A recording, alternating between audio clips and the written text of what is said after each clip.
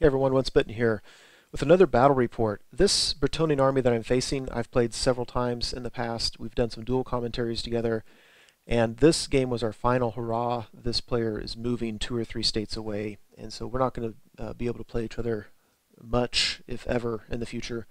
So we wanted to have one final game, using, of course, the special rules that he devised for Bretonnia, which are that the lance formation grants devastating charge, and that fighting peasants, so men-at-arms and battle pilgrims, have weapon skill 3. So starting on my far left, he's got a trebuchet, fast cav, big block of men-at-arms, level 2 spellcaster, Lore of Beast, and she has the item that gives that unit of men-at-arms the same ward save that the knights have. On the far right is a big unit of battle pilgrims with the Grail Relique. Some archers behind him. He's got a paladin on foot with the virtue of empathy, which means that he can be fielded on foot, and that all peasants within 12 inches can use his leadership, and he has the banner of +1 leadership. So all peasants within 12 inches have 9 up rerollable, which is a very powerful tool to use in a peasant-heavy army. And the downside is he's not wonderfully defensive. Right next to him is a mage on foot, and this is again level 2 with Lore of Beasts. On the far right is another big block of men-at-arms. Then comes his 11 Knights of the Realm with his general. So the general has a virtue of heroism and an extra to attacks. That I know for sure. I don't remember what the rest of his kit was. My guess is it was just defensive. The unit has a banner of swiftness, so base movement 9, which is huge because we're using this devastating charge rule that whoever gets the charge is going to have a very decided advantage in the combat. And so he's got his Killy Lord with a big unit, movement 9. That's a tough one. And to the right of them, he has some fast cav. So I made a list just being different. I have so many different Bretonnian models, and I've been using a very similar list for so long that I thought I'd just play with some stuff. So I've got my general kitted out, as you can see. He is somewhat killy, but I don't think he's nearly as good as the Virtue of Heroism build. I've got some archers, a trebuchet, 3 Pegasus Knights. Behind the Peg Knights, I have 11 Knights Errant with the Errantry Banner, and I threw in a Paladin with the Burst Sword of Carcassonne. So he has +1 strength, and enemies have to reroll armor saves. In this awful picture, I've got 11 Knights of the Realm, and the Paladin Battle Standard Bearer with the 2-up rerollable armor save. 10 more archers. I've got a huge block of men-at-arms. Fast cav, more Pegs Knights. This one's 4 instead of 3. And then 10 archers over on this side of the table. So I threw these units down as chaff. I knew he placed his trebuchet first, so I knew I wanted my Peg Knights to come over and get the trebuchet. In hindsight, I was wishing that I put my unit of 3 over here, but nevertheless, this is how I set it up. I was very happy that he had 2 big infantry blocks on this side of the table because all of my hitting power was on the far right. And so I'm going to be able to hit what he has over there without these 2 units causing much trouble, hopefully. So we do Vanguard. He gets to roll first, so he brings his fast cav up so that I can't move my Peg Knights any closer to his trebuchet. Over here, we Vanguard as such, and we move to his turn 1. So he moves up, as you can see. Over here, his fast cav, technically he wished he'd done that differently. If he moved his fast cav back a little bit, when my Pegasus Knights charged him, I'd be in his front, and that would force me to stop right there or to overrun towards the edge of the table. The way he is now, I could charge him and I could overrun straight ahead. But whatever. His fast cav shoot, kill 2 of my fast cav, and we go to my turn. So I wanted to move my knights up. I really want to dual charge on his knights, but I don't know how to do it. I mean, he's got movement 9 and swift stride. I placed it such that he would have to roll a 10 to reach me, and that's not unheard of. And if he does reach me, he's going to just blast apart whatever unit he hits, and then likely just run right on by. So anyway, you can see I take my Peg Knights and my general, I put him in the flank. I want to get it to where he can't have his individual characters just sitting around, especially that darn Battle Standard Bearer. And I like the idea of getting a charge into his flank if I think I can do it in a way that'll hold him up, so then I can move my knights forward and then charge him on the next turn. So that's kind of what I was hoping for. I thought I would use the archers as some redirectors. They're not wonderful in that capacity, but you know, that's one thing I thought I would try. And I'd like to use this fast cav to slow down these 2 infantry blocks even more if I can. I ignore his bait. I just fly right over the top of his fast cav, going straight for the trebuchet. I figure I'll just shoot those guys with my archers, hopefully force a panic test, and not have to worry about them. So I kill 2. He takes his panic test on, I believe, a 6 and passes it. And then my trebuchet blows itself up. Darn it. And we go to his turn. So he's just as nervous as I am. He didn't want to try to charge me because if he tries and fails, he's going to get 2 of my 2 of my knight units in the face, my peg knights and my general in the flank, and I'm just going to absolutely destroy him. So he's just holding back with his general's unit. Meanwhile, he's trying to bring his infantry blocks over. If he can delay long enough and bring his 2 other infantry blocks to the battle, he's going to be in a very, very good position. Otherwise, you can see he's trying to tie up my infantry, just, I guess, keep them from charging his big block. So it looks like that. Now he's moving around and he's shooting me. He's doing the same thing I'm doing. If he can force a panic test, you know, he can just blow my guys right off the table. Otherwise, you can see he's moving his other mage over. Moving these guys up.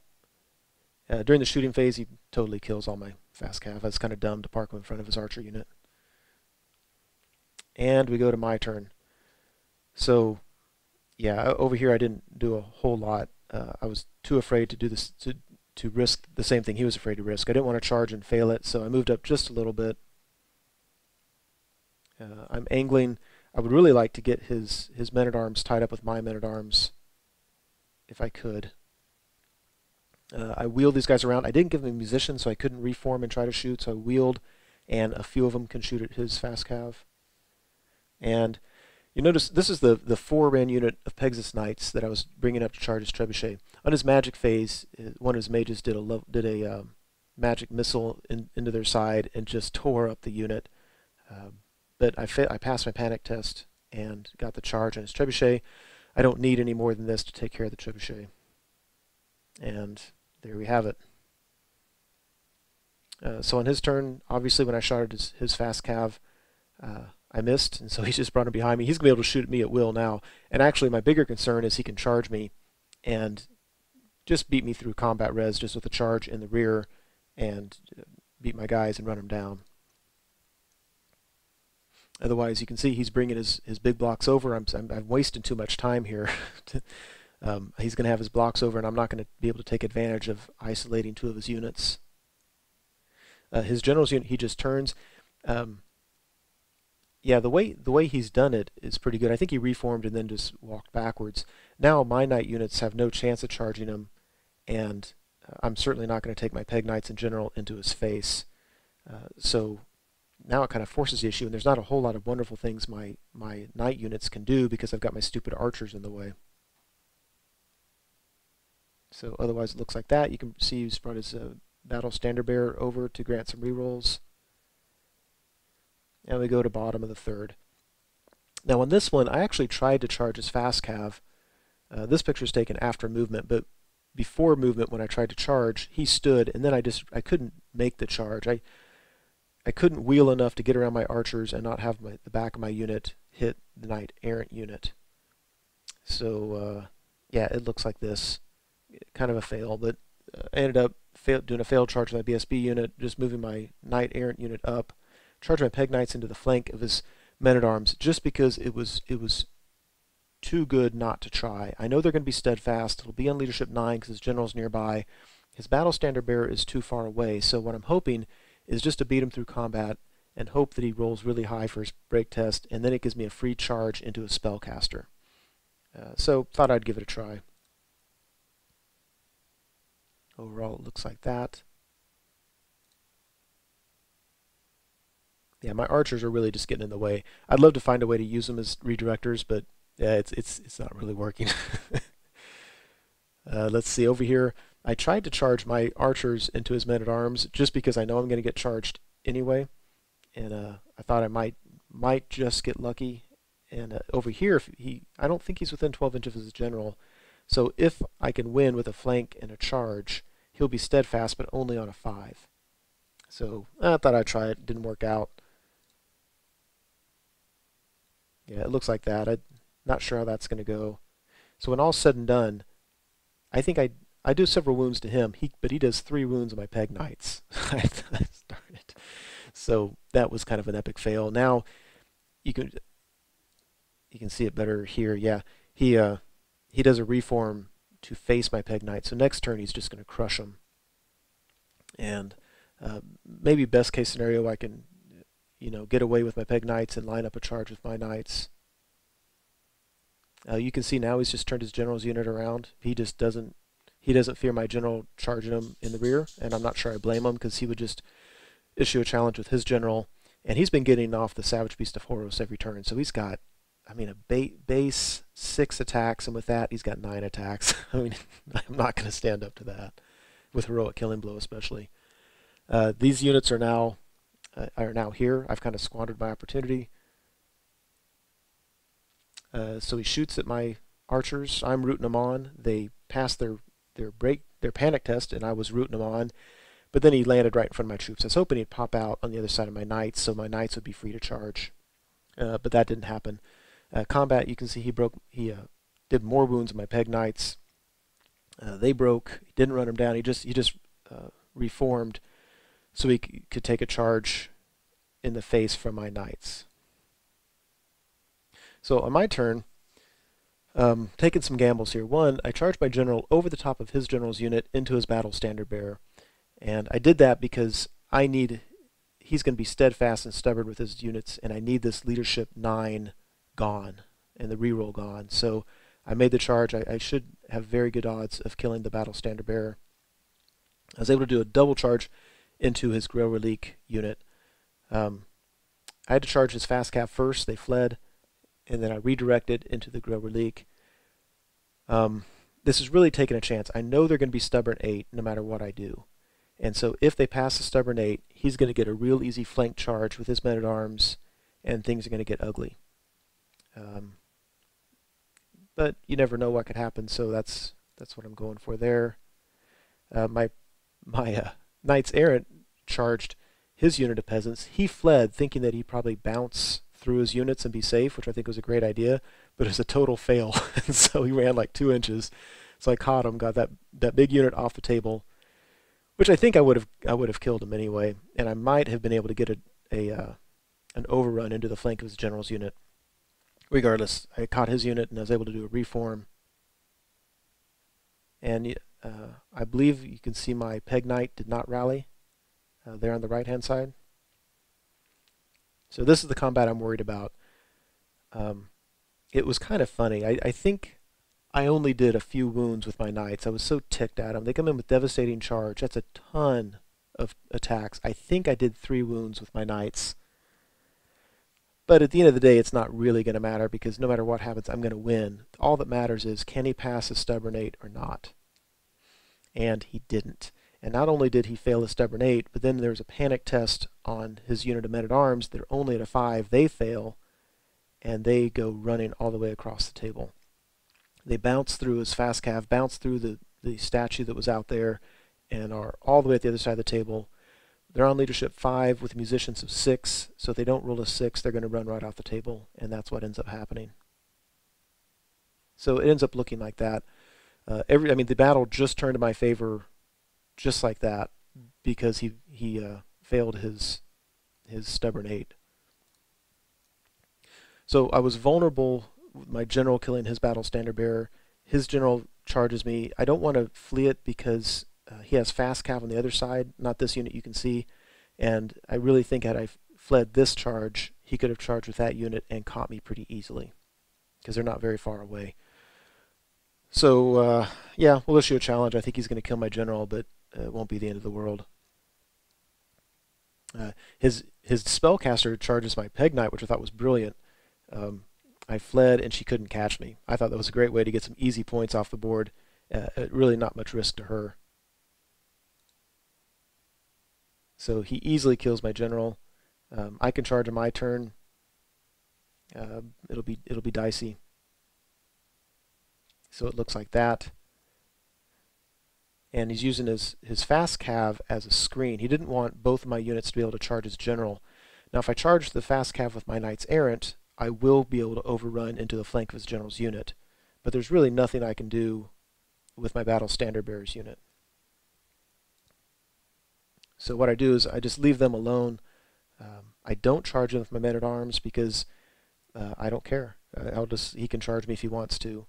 Charges my knights errant. I need to beat these fast cav, which I certainly will. Then I need to roll, I believe it's a 7 with 3 dice to get into his general's unit. I rally my champion, which I was very happy about. So it looks like that. And then I easily beat the fast cav, and I roll a 5. Yeah. The Pegasus Knights that took out the trebuchet, by the way, I forgot to take pictures of it, but they flew up after that and charged his mage, one of the mage on foot, and was able to kill her. I don't know why I didn't take a picture of it. Then they charged into the flank of his bowman unit and beat them just through the static combat res, although I did lose another knight in the process. And then I beat and ran down them. So everything that was back in his deployment zone is now dead thanks to that Peg Knight unit. So on his turn he charges in. I'm not worried about it too much because I saw what my knights did. Even with devastating charge, I killed only 3 battle pilgrims. Yeah, he killed more. That unit, this was beautiful. I mean, his knights coming in did what knights should do. They killed half that unit. I was still steadfast. I passed it. He reformed brilliantly because, when I say brilliantly, he reformed in a way that my knights errant couldn't see him. And my battle standard bearers unit, if they charge in, are going to be in the front instead of the flank.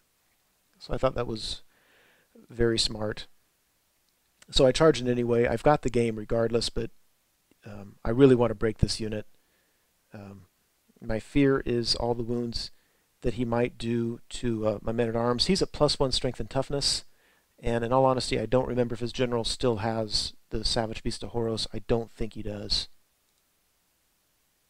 So after combat, my knights charge in, and I issue a challenge with my champion, because either way he was going to issue a challenge. But basically what happened was his general came over and negated all of my right-hand side attacks. So they couldn't even attack. But my left-hand side all could, and I do 1 wound with my knights, with my Knights of the Realm. You see my battle standard bearer in back. I declined for some reason because it made sense. I don't remember why.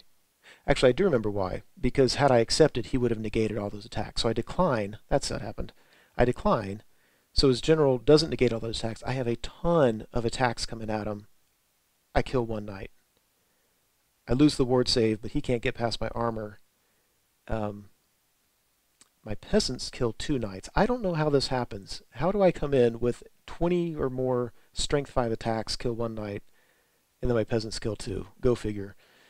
He killed enough peasants, he actually won the combat, and I passed, and the game ends like that. So it was a victory to the colorful knights against the darker ones, but just a real fun game. For those of you who follow my reports, every game I've played, Bretonnia versus Bretonnia, has been just a really fun game. I highly recommend it as a matchup. It was a lot of fun for both of us. There was a lot of hooping and hollering and laughing at dice rolls, and a lot of fun with the strategy and just trying new things. So goodbye to Mobius Primal. Hopefully we'll be able to get him back for a game in the future. And that's it. Hope you enjoyed it.